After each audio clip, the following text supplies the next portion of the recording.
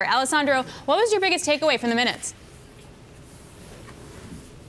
Well, in the minutes, the most interesting thing is probably that someone in the Governing Council, maybe one of the usual suspects, had proposed that the ECB would say that it had almost accomplished its mission on inflation, which is the condition that the ECB has laid out to stop its asset purchases. But the majority of the Governing Council rejected, and so they still need to see more evidence that inflation is on the right track. And in fact, inflation remains low in the euro area. There are little wage pressures, and the latest movements in trade, the latest geopolitical noise makes you think that it may hit confidence. Draghi signaled this risk yesterday, and so this may be a spanner in the works for the expansion in the euro area.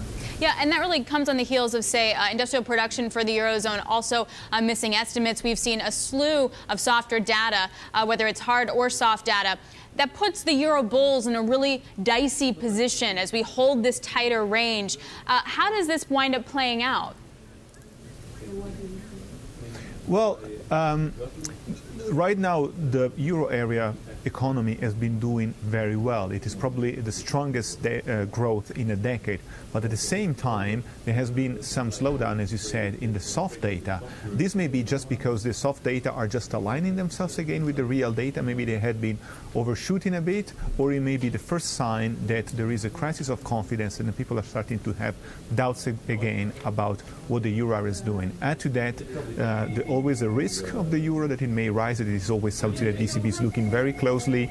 Oil is rising, the price of oil is rising, so the ECB is still being very cautious before really declaring mission accomplished with its QE. Yeah, and then to point in sort of the euro moves, we have seen financial conditions tighten in the eurozone as well. What else did we learn about how they're viewing the internal economy of Europe? Well, the main thing so far is that the message was one still of confidence. The euro area is growing strong, is doing really well, and they see no reason why it should not continue to do so. But at the same time, there are risks, and those risks come especially from outside the euro area. It's the geopolitics, it's the trade path, so this is something that could scupper the recovery. As far as the euro area is concerned internally, things are still fine and there is still confidence. But the risks are now on the downside, as they used to say in central banks, so there is a risk that growth may come slower from outside the euro area.